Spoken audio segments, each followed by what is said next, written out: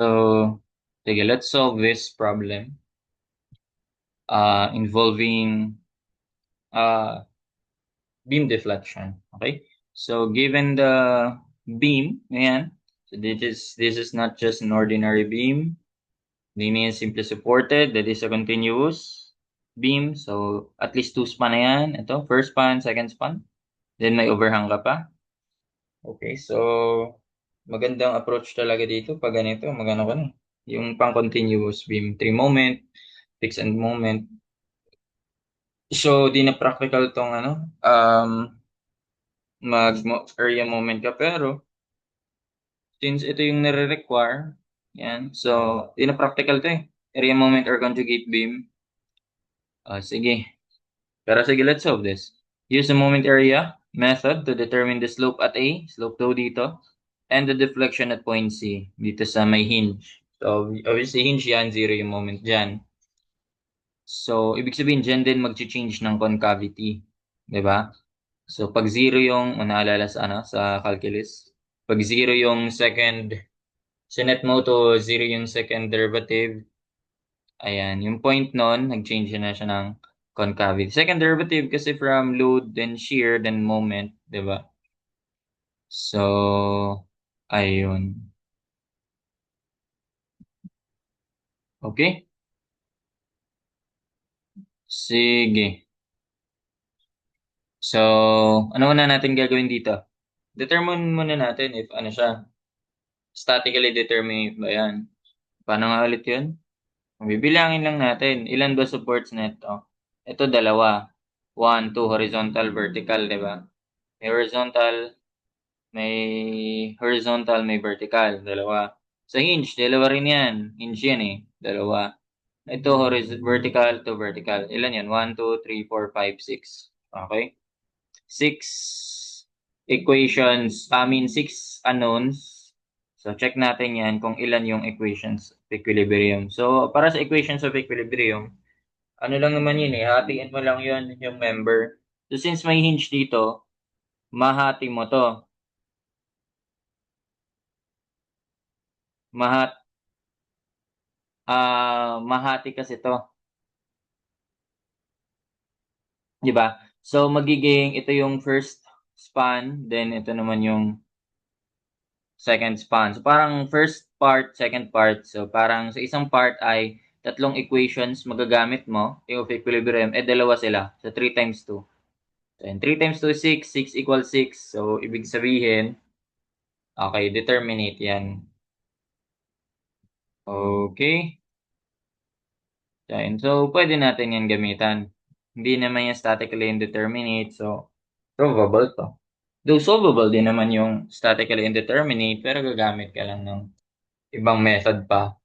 So, dito, ang pinapahanap naman kasi deflection eh. Right? Pag statically indeterminate, mahanap mo doon ay dapat di pa nire-require yung tag dito, um, deflection or yung slope. Ang re-require nun, possible, mga ano pa lang, yung reactions, moment, yung vertical, horizontal reactions, ganun. Sige. So, paano yun? Hatiin natin to. Ganyan. Hatiin natin siya, no? Para ma-solve natin. Yun lang yung purpose ng internal hinge dyan pag magsa-statics ka. Yung iba nalilito eh. Anong nang gagawin kapag may internal hinge na? So, hatiin mo lang siya para mag-method of sections ka. Yan, hatiin mo muna to. Alam ba mas madali isa pag hinati mo? Pag dito ka hinati, tinignan mo sa left side, o pwede ka mag-moment dito, or mag-moment ka sa hinge, makuha mo reaction at A. Di ba? Pero kapag tumingin ka sa right side, anong makukuha mo?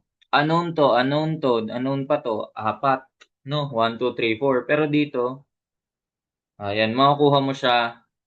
Ito kasi, kahit saan ka mag-moment, may dalawa kang unknowns talaga eh. So, may tamang pagpili talaga niyan, anong section unahin mo. So, in this case, to the left tayo, no? Okay, to the left tayo. Sige. So, anong gagawin natin dyan? Kakat na natin yan. Cut tayo ng section dyan. Lagay tayo ng section.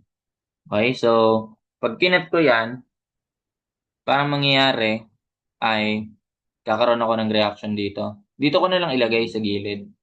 Yan, may reaction ka dyan sa hinge. Pangalanan nating C yan. C kasi may point naman din eh. Tapos, paano yung magiging horizontal niyan? Ano naman yan? Assume na lang natin na pag ganito, ganyan. Di ba? Magiging zero nga ba talaga yan? Tignan natin. Ayan. So, meron tayong CY and CX. Okay? So, statics pa lang yan eh. So, by summation of moment, unahin natin, solve natin yung reaction at A. So, mag-summation tayo ng moment about C. Summation ng moment about C equals 0. Hirapan ako magsulat ah. Get nga.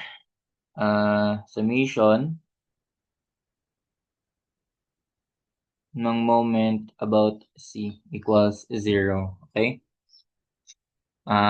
Summation moment about C equals 0. So, that will be, ito gagawin ko tong reaction na external. Ilabas ko na lang pag external. So, upward din assumption ko, then since to the left yan, gawin ko ng to the pag ganito. Or dapat, ito yung pag ganito. Yun yung standard eh. Yung madalas, di ba? Palitan ko na lang to. Para parehas sila. I mean, para mag-counteract sila. Ganyan. Okay. By summation of moment about C equals 0. So, paano yan? So, that will be 40. 40 times 10. O, yun na lang. Equals. Ayan. Pangalanan ko tong. Wala pa palang pangalan dyan. Pangalanan ko tong AY. Tapos ito naman si AX. Ganun. So, balik ko lang sa block. 40 times 10 tapos AY times moment arm yan, 20. May masasolve na tayong value ni AY. Ilan yan? 40 times 10 or 40 divided by 20. So, that's 2. Ano? 2 times 10. Yun. Tama ba? 20 rin. Or ito, 40 times 10. 40 times 10, 400. So, 20 times ilan para maging 200. Eh di, 20 rin. 20 squared. Ano yan? Kips. Kilo pounds, bale. Ayun na yun. May reaction ka na. And tama yung assumption natin na upward siya. So, given na 40 yan. Yun pala. By summation of ano na lang. Makuha mo na agad. Di ko na ano yan ha. Statics lang naman yan eh. Tumakuha mo na agad yung CY. By summation of forces vertical. So, 20 to. Then symmetrical yan. 20 rin yun.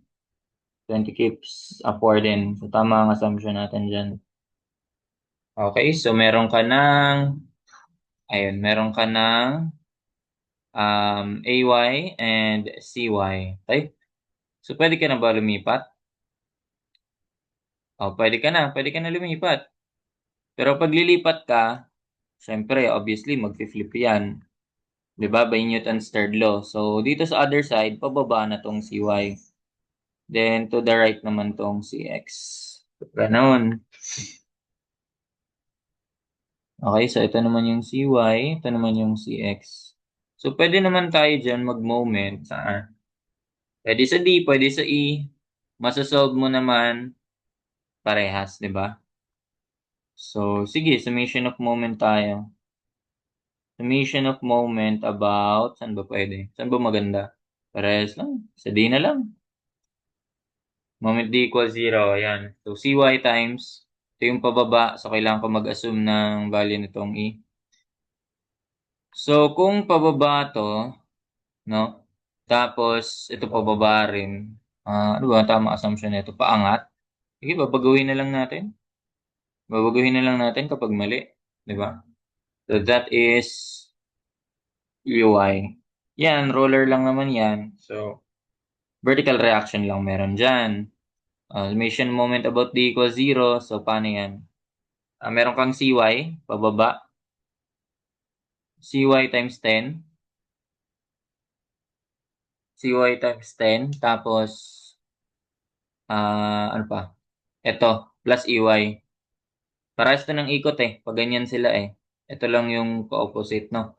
So, EY times 15 plus EY times 15. That is equal to, to, kasi to, 15 times 25. Ayan, mental ba yan? EY ang masasolve natin. So, mental. So, that will be CY, yun ba yung 20? 20. 20 times 10. Tapos, EY pala hinahanap, no? Mali, mali, mali, mali, mali. 15 times 25 muna.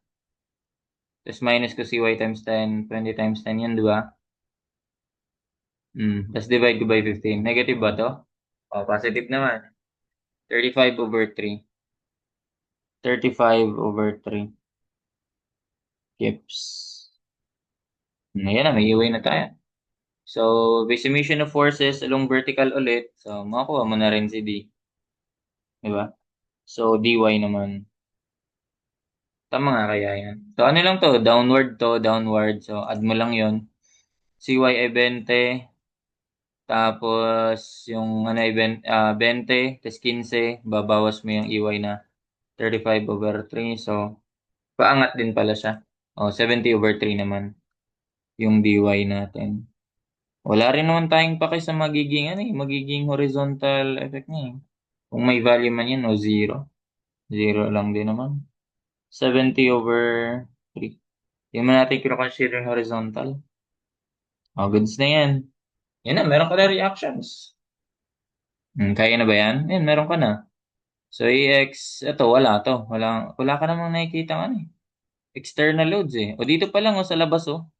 Sa labas pa lang, pag tinignan mo yung whole section, wala kang nakikita ang horizontal. So, ibig sabihin, wala na tong AX. Wala siyang kinukontra eh. So, yan lang. Okay, yan na yung reactions. So, paano yan? Meron ka na reactions. So, ang kailangan kasi natin dito is yung bending moment. So, maganda, kunin natin yung shear. Mag-shear moment tayo. Shear and moment tayo dyan. Though, pwede ka naman bending moment by parts. Pakita ko na lang din yun sa uli. Pero sa ngayon, mag-shear and moment tayo. Para ma-practice din. Practice din yung pag-shear and moment. Kasya na ba yan? Goods na ba yan? Habaan ko pa. Yan, goods na yan. Lagay ko lang dito sa bawat interval ng loads. Dito sa may zero ng hinge. Dito sa may roller. May mga reaction yan dyan. Dito. At sa dulo. Area moment. Ayan. Then, gawa ko ng linya dito para sa moment. Okay, rekta ko na tong moment diagram ha. Okay, so, ayan, may AY tayo. Ilagay ko nga sa ABCD yan sila. ABCD. A, B, mali, mali, mali. A, B, C. Wala na nga yung C eh. Kahit wala na yung C, pero lagay ko na lang din. D, E. Lagay ko lang. Mga value nila. So, ang A ay yan, AY. AY ay 20 pips. May sign naman yan. Ang B ay, wala pala sa B. Ang CY ay 20 kips. Ang D ay 70 over 3. Ang E ay, yan, EY, 35 over 3. Okay. Okay na yan. Nakastore na yan. A, C, D, E. Di ba? Madali. So, ito ay aangat ka ng A. Aangat ka ng A due to may ano dyan, di ba? Kaya ko ba makopya to?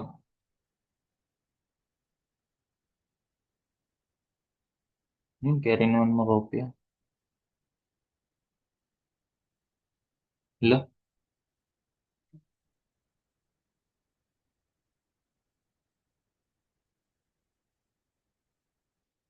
Ayun lang naman eh. A, tas D, tas yung EY. Okay? So, angat ka ng A na yan, 20.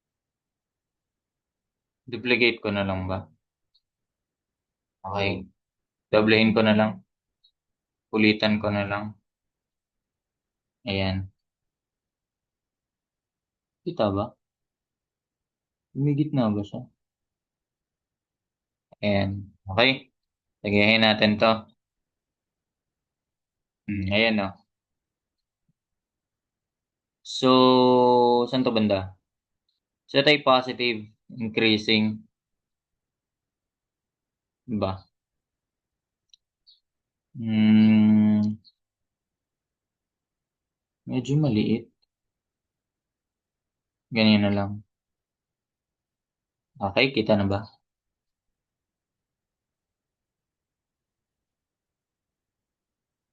Okay. So, may moment ba dito? Wala namang moment dito, di ba? So, ay, bending moment na pala to. Mag-iiba pala yung sa ano niyan. Di pala yan sa, di na pala yan applicable sa elastic curve. So, ang elastic curve, nakabase yan sa magiging curvature. So, ganito na lang. Pakita ko na lang dito. So, ang elastic curve niyan ay nakabase yan sa loads. So, dito, syempre, wala namang ano dyan. Hindi naman yan fix. So, may zero yung deflection dyan, pero yung slope meron. So, gaganyan siya. Then, since may hinge dito, parang pag ganito yan eh. Then since may hinge dito, ayun yung sinasabi na mag-change ng concavity. Mula pa ganito, magiging pa gano'n na siya. Ayan o. Okay. Wait lang. Ito, tuloy-tuloy concavity na to. Pag ganito lang to. Ayan, pag ganyan na siya. Okay, so buong ito ay pag ganyan na siya. Ganyan na yung concavity niya. Ito lang siya naputol. Goods na ba yan? Mhm.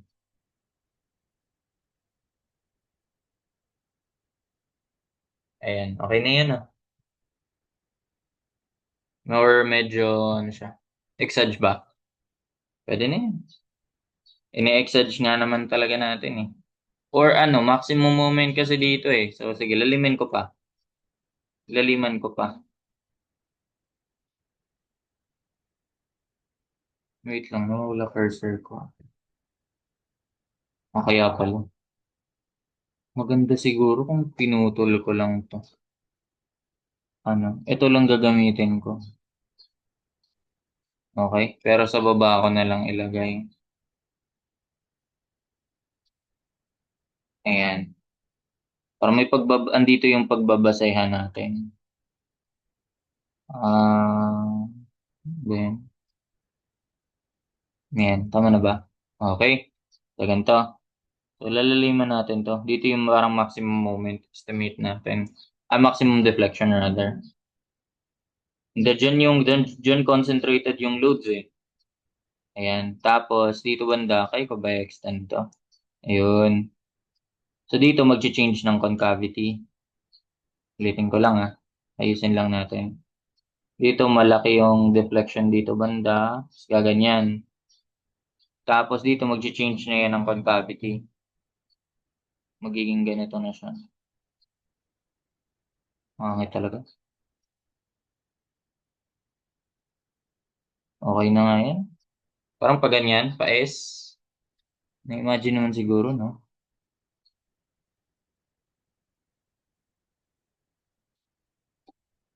Ayan. Masyado malaki. Hindi ko maayos. Maliit lang dito eh. Ayan, pwede na yan. Sige na. Parang di maayos. Sige na, final na yan. Final na nga yan. Adjust ko na lang. Ayun. So, paano natin gagamitin yung ano dyan? Take note dito, zero yung moment, di ba? Ayan. So, dyan nag-change din ng concavity. So, bibig sabihin, mahati mo to. Ito, analyze mo. Tapos, ito rin. Ganun. Discontinuous kasi dyan sa part na yan. Sige, so, ito yung area moment. Ang nakalimutan. Recall lang tayo. Okay, so, ayan o. Area moment, yung theorem 1, the change in slope between the tangents on the to the elastic curve at any 2 points is equal to the area under the moment EI diagram between the 2 points, provided that the elastic curve is continuous between the 2 points. Ayun no, continuous. Dapat continuous siya. Yung one time, yung isa, ayan no. Dahil dito sa zero, nag-zero yung moment dito, hindi na yan continuous dyan sa part na yan. Tumahati sila. Isang side, to other side. So, ayun. Yung dalawa lang naman gagamitin natin. Basically, ito, naka-integral lang yan, pero applicable kasi yan kapag ano yung irregularly ganyan. Arbitrarily shape yung loading mo. Pero sa atin, given naman na ano lang siya, di ba? Concentrated lang naman yan eh. So, add lang natin, di ba? So, yun lang naman yun. Okay, so ano po nang hinahanap ba? Ang hinahanap sa atin, ilan nawala yung ano ko? Ito pala. To use the moment area method to determine the slope at A and deflection at point C. So, paano nga ba yan? Ang slope at A ay eto. Paano yan dito sa graph na yan? I-green ko na lang. Laki naman masyado. Parang di ko naman na makita yung pag-ano na ito.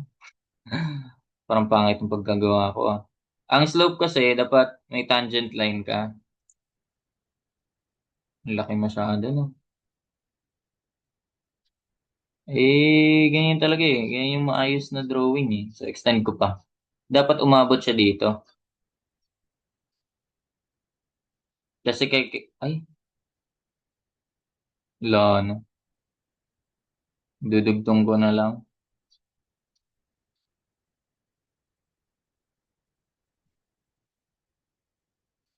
Dudugtong ko na lang siya dito. Ayan. So, yung slope at A, yun din rin kasi yung magde-determine nung sa ano, sa deflection at C. Parang ganito. Yan, may tangent line ka drawn at A. Laki. Haba. Adjust ko na lang. Ayusin ko to. Masyado malaki. Hindi na practical yon. Adjust ko lang siya. Um, kahit ganyan na lang. Pwede na yan. Ganyan. Basta di mahirapan dito paggawa ng tangent line. Ang tangent line yan ay pag ganito na. Ayun. Ayun, much better. Okay. Ayan. Tatama ba yung ano dyan? Tatama ba to? Hindi. Pinulang pa.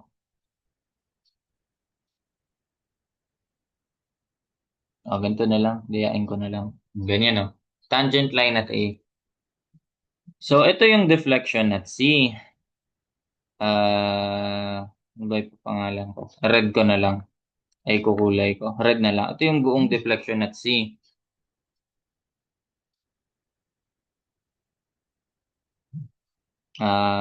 Ito, pa ganyan. Okay. Yan yung buong deflection at C. Deflection at C. Okay. Ang slope at A ay itong angle na to. Pa ganyan. Slope at A. Okay? So, paano natin makuha yan? Tangent ay, ayun, opposite over, ito kailangan mo pa rin ito makuha. Ito ang tawag natin dito ay deviation ng point C relative to A. Tama? Okay. So, ang tawag natin dito, ito yung deviation. Kumbaga, ito yung dito, oh. Ayun, oh. Galing sa point, meron ba dito? Ayun, oh. Galing sa point, papunta sa drop ka ng line na galing sa tangent ng isang point. So, ganun. Pagtawag mo sa kanya, deviation galing sa point na yon, relative. May relative pa talaga yan eh. Or kahit wag mo na lagyan ng line. O, ganito na. Sundin na lang natin tong ano ni kay Kasimali yan eh. So, ganun. So, that will be deviation. Yung deviation, pinapangalanan natin yung T. T. T ang sana yung pangalan dun eh. So, deviation ng point C, kasi bumaba siya, di ba?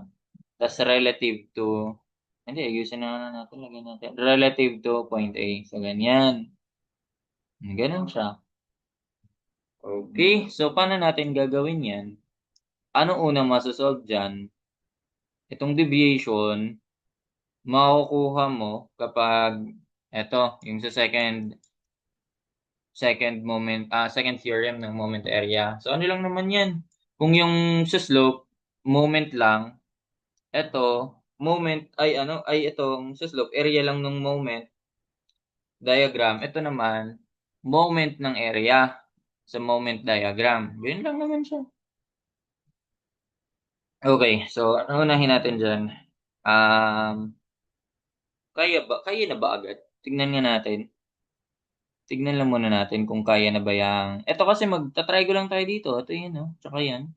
Pero yung tangent ng theta kasi, ang treatment na natin dyan, ang tangent ng theta, pag maliit lang na value, yan na rin yung theta eh.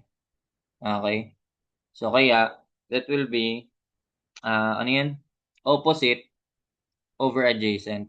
Opposite adjacent kasi ito binigay. Hindi nung binigay hypotenuse. So pag ganito palaging ano yan, palaging tangent yan. Opposite niyan is deviation ng sa C. Deflection ng sa C na mismo plus deviation ng C relative to A divided by, ano to? 20 yan, di ba? 20 feet yun, di ba? Kasi ano yun eh. 10-10. 10-10. Okay. So, ano ba given na dyan? Deflection ng C. Meron na ba? Wala pa. Etong deviation C relative to A. Ito kaya. Kaya yung C relative to A. Di ba? O, kaya yan. Ano unahin natin? Ang C, um, paano ba gagawin natin dito? Ayun. Okay, okay. May nakita ulit ako. Di ba naglagay ka ng point A dyan, ng slope dyan? Ay, ng tangent dyan. Sa A, pwede ka rin maglagay sa isa pang support, which is dito sa D. Ayan. So, maglalagay ka ulit ng tangent line. Tangent line. Hindi yan ganyan eh. Tangent line dito. Umaayos. Mga dito, ganyan. Basta tangent ah.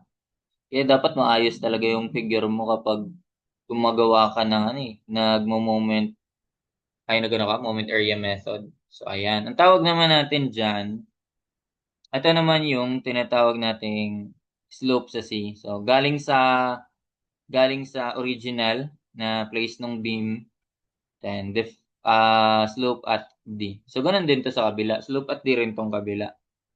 O, ganyan nga lang siya. Slope at D. So, ayan. Meron ka bang makikita dyan? Another deviation yan. Um, Another deviation yan. Pwede mo yung gawin na, ito, point E, oh. Point E, papunta sa point, di ba? Papunta sa tangent line. Parang ito, yung C. Pero yung E kasi wala namang deflection doon kasi support nga yun. So, yan, pwede yan. So, ano yan? E. So, that will be, deviation naman yan. Deviation ng point E relative to, ayan, relative to, ano yan, tangent at D. So, ganun. Deviation ng point E relative to tangent at D. So, ayun. So, kaya na ba yan? Ang gagawin kasi natin dito ay ito adjacent. Okay? So, after nun, anong gagawin natin dyan?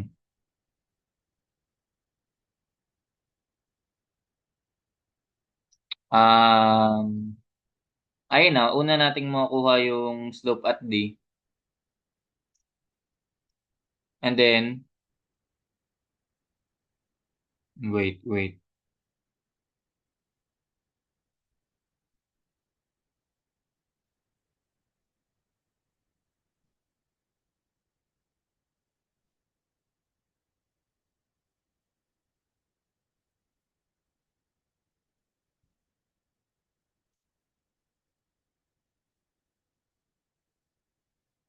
Okay. So, ayun. Ito pa pala, may na Kaya pala. Meron pa. May another pa. Ito, may distance din to. 'Di ba? Another distance yan. So that will be, itong distance na to ay from point C, deflection ng point C relative to D naman. Pag ganyan siya. Galing ka lagi sa point, papunta ka sa ano. Galing ka sa point, papunta ka sa tangent line. So, another din yan.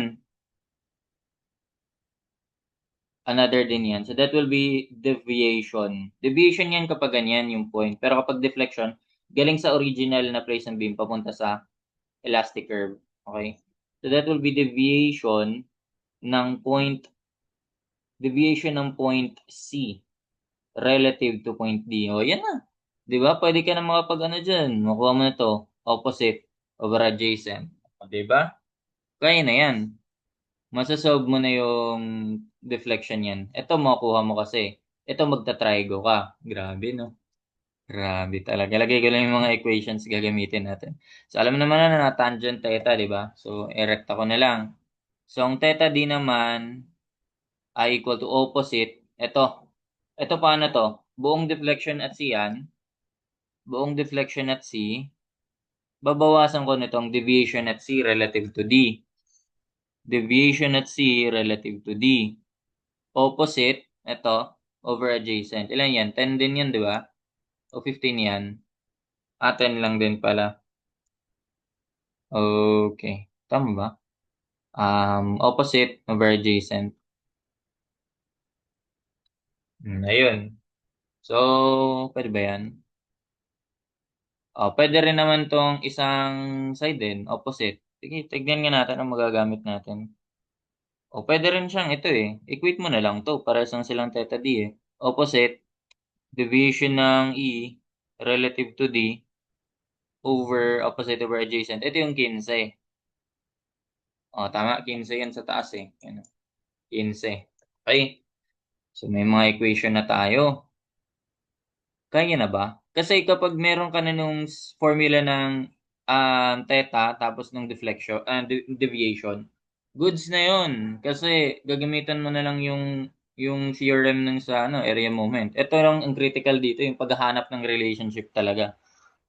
Okay, so hinahanap ulit ay slope at A. Paano tayo makakarating dun sa slope at A? Ayan o. Deviation ng C, deflection ng C, deviation over T. Itong deflection at C, makuha natin dito. Di ba? Magamit natin dito. Ito deviation, okay na tayo dyan. Okay, so ayun lang pala. Di mo kailangan kunin yung theta at D talaga. Kunin mo lang yung relationship. So ayun, goods na yan. Di ba? So, ang gagawin natin dito, deviation na C, CD tapos ED, dami mo kukunin na area dito. Ayusin na lang natin. Gagawin natin yan in terms ng deflection at C. Deflection at C. Okay, so that will be 10 over 15. Ito, multiply ko na lang, tapos add ko doon, di ba? 10 over 15, parang ano na lang to? Divided by 5, 2. 10 divided by, ito, di ba? 10 over 15. Sige, mamaya na lang. 10 over 15. Deviation E relative to D. Tapos, pag ipapasok ko yan, deviation ng C relative to D. Ganun. So, that will be, ang deflection ng C ay 10 over 15. Ayan, 10 divided by 5, 2. Then, 15 divided by 5, 3. 2/3 pala yan. Deviation ng E relative to D plus deviation ng C relative to D. Pag yan, nakakuha ka na ng mga formula na naka-deviation, deviation, and slope, goods na yan. Dito na tayo. Sa susunod na theorem. Ito na. Okay, so gamitan natin itong area, moment. Dito ko nga yan. Iangat ko nga yan. Okay naman na to. Hindi naman na natin nagamit yan kasi ito. Lagay ko na lang ito sa taas. Okay. So, set up na natin yung set up na natin yung magiging equation. So, ang area, ang slope pala ay ito. Papalit ko na lang to sa deflection at C. Ayan, so dami mo magagamit. Ayan ang deflection at C plus Deviation ng C relative to A. All over 20. O, di ba? Maka-deviation na yan lahat. O, goods na yan.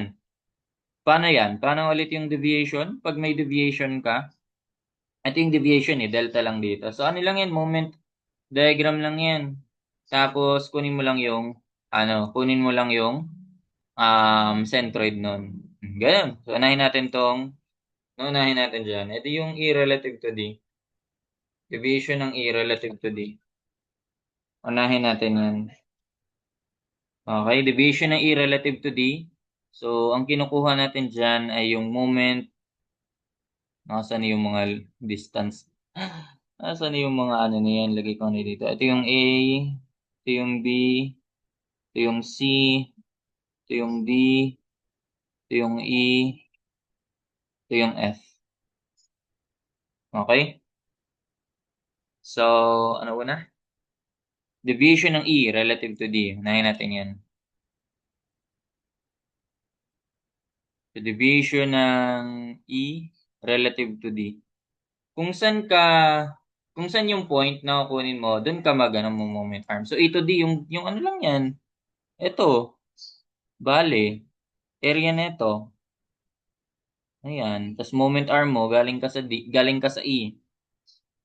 O, parang ano yan, magiging mahati yan no? Magkakaroon ka ng rectangle and triangle dyan. So, ganun.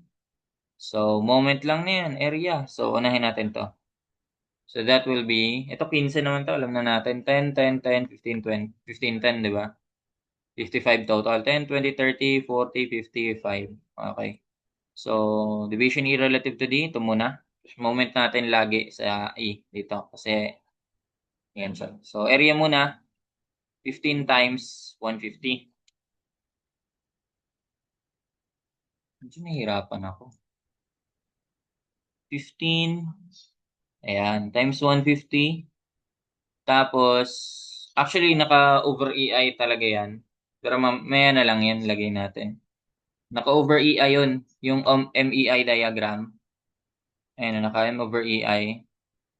M over EI. Pero ang ginawa ko dito, moment lang to Kaya na, moment diagram lang ginawa ko dyan. Pero dapat, M over EI lang yan. Pero okay lang naman yan kapag prismatic yung beam kasi. Anyway, so 150 length times width times height. Area yon. Tapos ang moment arm niyan ay kalahati lang ng width. So 150 times 150 over 2. Ganon. Then plus, ito naman, area 1/2. Ang base ay 15 ulit. Tapos ang height ay, ito, 200 minus 50 lang yan.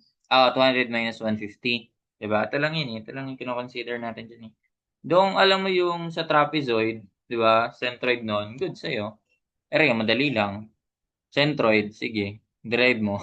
1/2 base 15 times 50. Okay, then, of course, negative yan, di ba? Ano ba yung ano dito? E relative to D. Positive siya dito Paangat, no? Dito lang siya nag-negative. So, dito tayo magbe-base Sign lang naman yan. 1/2 times 15 times 50. Tapos, ang moment arm na niyan ay, since dito tayo galing, so 2/3 yan. 2/3 ng 15. So, ilan yan? Okay, so that will be 15 times 150 squared, over 2, plus 1/2, base 15, height 50, times 2/3 ng 15, 30 divided by 3, 10. 1/7, ba? 15, 30 divided by 3. May ba ako? 15 times 150 squared over 2 plus 1/2 base times height times 10. Tama, di ba?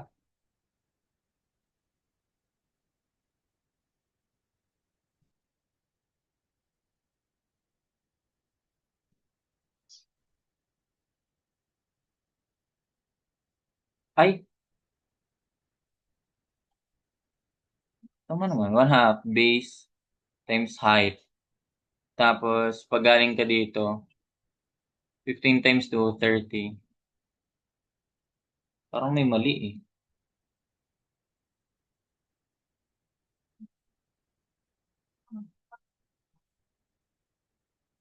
Ito ba yung sagot? For a while nga lang. Ba't iba yung nasa? Okay. Nakita ko na. Kaya pala.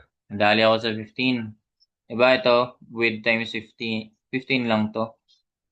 Yung width lang yung mahati. Hindi yung ano. Kaya pala.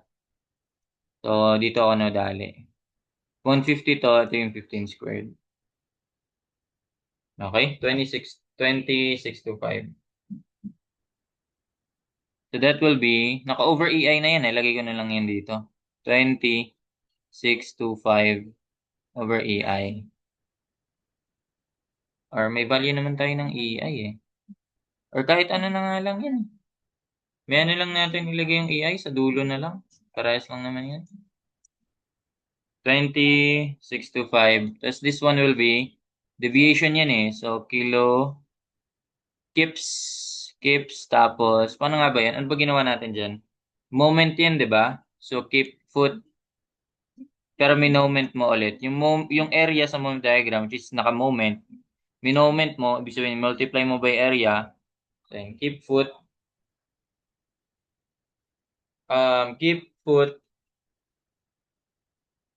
squared, ay hindi,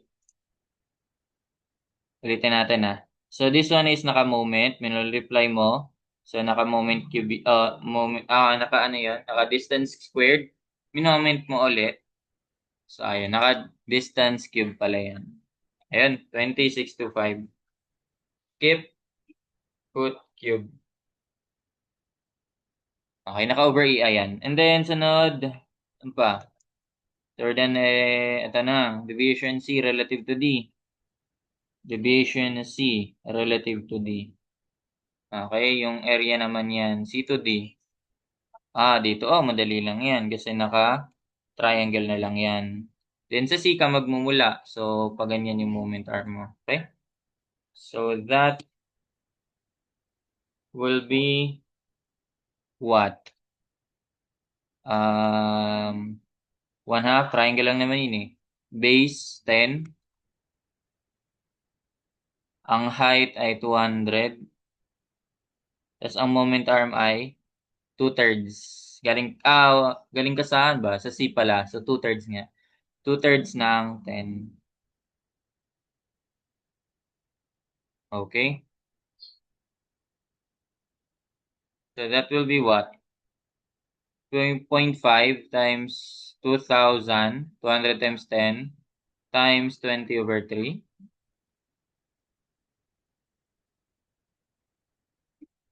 Ayan. So, ito na yan. 20,000/3. 20,000/3. Keep, put, yun. Ang ginagawa ko kasi dito naka-ano lang, naka-EI para di natin iyan. Naka-EI na lang sila. EI, TCD, EI, ED, okay? And then last, EI, ano pa isa? CA, C to A. Deviation ng C relative to A. Okay? Puro pala ano lang magagamit natin dito. Tawag dito? Yung second theorem, no? So, C to A naman tayo. Puro pala sa, dito naman banda. C to A. Parang ano yan ah. Andito lang yung moment arm yan ah. Di ba? Symmetrical naman yan eh. 200, 200. Ano yun? Sige. We'll do area, 1/2. Ang base ion, 20 na yan. 10 times 2. Tapos ang height ay 200. Tapos ang moment arm ay, yun, sa 10 na lang siya. Kahit saan ka magmula, CA, C to A. Ilan yan? 0.5 times 20 times 200 times 10. 20,000 pesos. 20,000. Tama ba? 1/2 base 120, tapos ang height ay 200. So, ayan.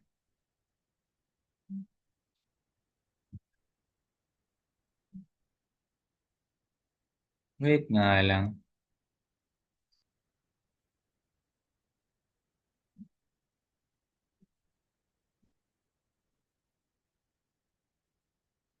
Profile lang. Okay, so may nakalimutan ako dito. Napansin ko pala dito. Kala ko ano prismatic. Hindi pala siya prismatic. I ay 5,000, yung isang I ay 2,500. So, gagawin natin to ng relationship. So, if itong gagamitin kong base, ayan. So, this one will be 2I. Diba? 2,500. And 2,500 times 2, 5,000. So, ayan. So, i-divide ko yan. Lahat ng nandito na banda, pag dito ko na sa banda, i-divide ko na by 2EI. Unlike dito, di-divide ko lang by 1EI. So, ganun. Pares lang yan. Saan ba yun? 2EI na nga lang to. Okay, so 2EI. 2EI. So, mangyayari, pwede na yan na ano. Ibig sabihin ng EI, division is T, C relative to A will be. Ayan. So, 2,000, syempre, divide ko na lang. 20,000, divide ko na lang yun by 2. So, 10,000 na lang. Tama? Okay. So, 10,000. Same unit, keep, put, cube. Ayan. May mga value ka na. Pwede na ba yan? Well, si 2/3. Yung mga deviation dyan, over EI naman kasi ito over EI. Ito, over EI, over EI, over EI. So, over ko na sa EI to. Parang gagawin ko na will be, um, yung 2/3 TI, ayan. Okay, yung 2625, lagyan ko na yan ng over AI. Okay lang ba to? Ayan, over AI. Ayaw mag-work. Over EI. Okay, and then plus C relative to D. C relative to D. Nasaan yun? 20,000 over 3 EI.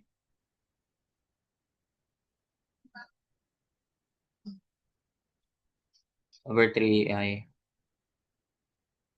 And then plus C relative to A. 10,000. Ayan na, divide ko na kasi siya. Pwede naman, over 2 EI ko. Pares lang naman. Ay, over 2 EI ko yung kanina. Diba? So, ito ay naka 20,000 to, diba? Hindi ko nalagay. 20,000. Keep, put, cube. Ganyan. So, 20,000. So, 10,000 na lang to. Over EI. Haba, grabe. 2/3. And, lahat yan naka-divided by 20. So, ayan na. Meron na tayong EI, EI, EI. So, pwede mo na i-factor out na lang yan. Non-prismatic yan, pero parang ginawa lang din naman nating prismatic since dinivide lang natin. Ginawa lang natin ng relationship yung dalawang EI. So, 2/3 ng 2625 plus 20,000 divided by 3 plus 10,000 divided by 20. Tama? Ayan, 1520.83. Ito na yung theta A. Over E ayon. 1,5. Yeah? Pwede ba ganito? Ay, 9,125 over 6. Yun na lang. 9,125 over 6. 9,125 over 6 EI. Okay? 9,125 over 6 EI. 9,125 over 6. Okay. Pero, Anong unit nito? Di ba nakaano ba to? Keep, ito naka-foot, di ba? So, keep, foot, cube, tayo naka-divide sa foot. Kasi yung ano kanina, yung 20, naka-foot yan. So, keep foot squared na lang. Okay? So, keep foot squared. And then, ko-convert natin yan. Dapat naka-radians tayo dyan. Then, may EI kasi tayo eh. Di ba? May value tayo ng EI. Lagay nga natin. 9125 all over 6 times E. Ano yung E natin? 200,000 ba gagamitin dyan? May sinabi ba? Ay, 29. 200,000. SI. Sanay na naman sa SI. Yung I, ito na yun. Kasi giniresolve na natin to eh. 2I to eh. 2,500, di ba? Times 2, 5,000. So, EI 29,000 KSI. Tapos ang II, 2,500. Nasaan na yun? I'm lost. So, ang EI, 29,000 KSI. 29,000 kilopounds. Gawin ko na lang ganito. Kilopounds per square inch. Yan yung KSI eh. Tapos, ang II, 2,500. Ano unit nun? Hindi ko naalala. Inches to the fourth. Okay. So, inches to the fourth. Okay, so ito ay naka-keep foot square. Saan i-convert natin? Inch square to foot square or foot square to inch square? Kasi, ito, magka-cancel lang yan, di ba? Inch squared, ito magiging, ano na lang, isang inch, square inch na lang yan. Magiging square inch na lang yan. Oh, kapal masyado. Inches square na lang yan. Ikaw, pili ka. Pares naman kasi sila magka-cancel. Keep, keep. Magka-cancel na rin pala to. Keep, keep. So, paano, ano natin, anong gagawin natin dyan? Pili ka na lang kung feet to inch or inch to foot. So, 1 foot na lang. 1 foot ay 12 inches. Since naka-square yan, is square din natin to. So, basically, parang multiply ka lang ng 144. So, ayan na. 91625 over 6. Pero, answer pa lang yan. Divide ko ng 29,000 times 2,500. Tapos, multiply ko ng 12 squared. Di ba? 12 squared. And, ito na nga. Yung naka-radians na slope. Ayan yung naka-radians na slope. Baba. Ay, at least makuha naman na natin agad din yung deflection at CA. Ito lang yung mahaba. Yung first ano lang talaga. Nangyari. Pero why lang. Lolo ko na naman.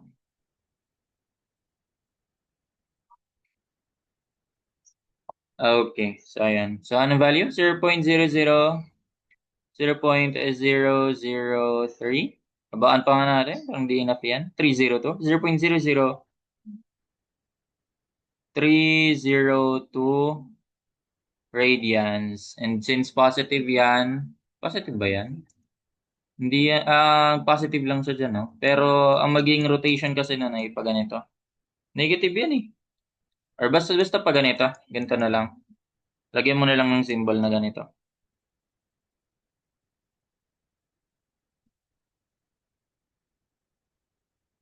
Nangyari doon. Ayan. Okay. Or, in degrees, ano yung gagawin natin dyan? Multiply lang natin yan ng radians yan sa 180 over pi. Para makuha natin yung degrees. Maliit lang din to. 0.173. 0.173 degrees. There we go. Ayan. Okay na yun. Haba. Anong hinahanap? Ito, delta C. Di ba yung hinahanap din? Yun lang. Magagamit din natin yan.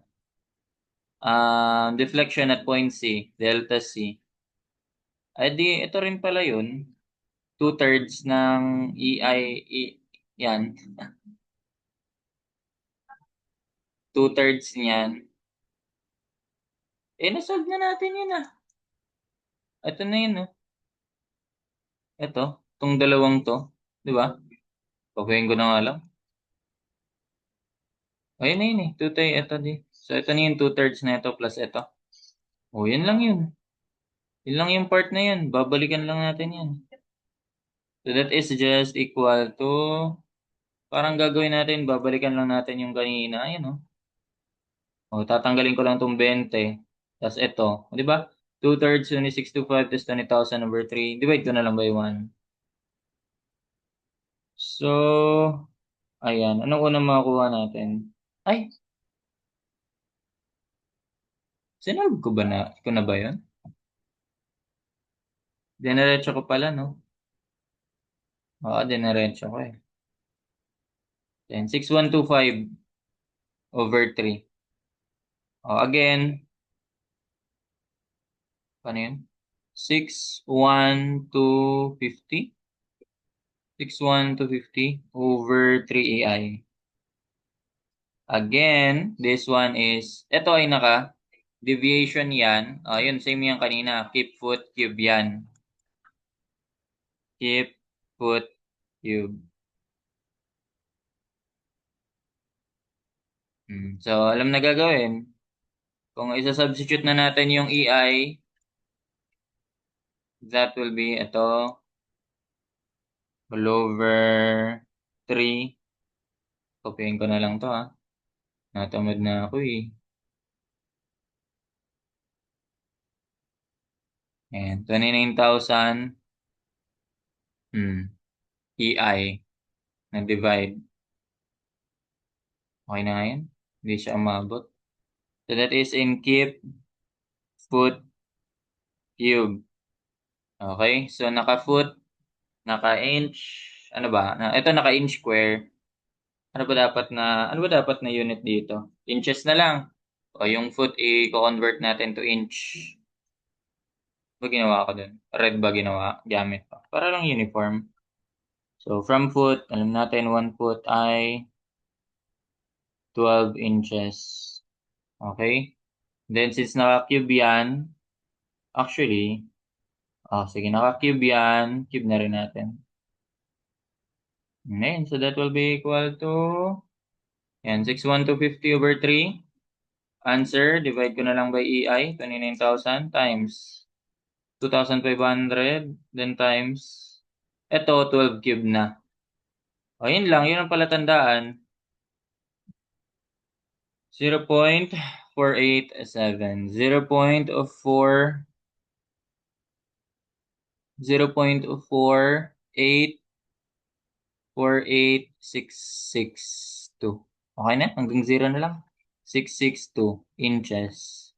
And obviously, delta at CI, based sa ano natin ay pababa, downward. Importante yung signs, ay yung direction. O, yan na. Grabe na. Gano'ng katagal yun? So, ayan lang siya. And that's it for this problem.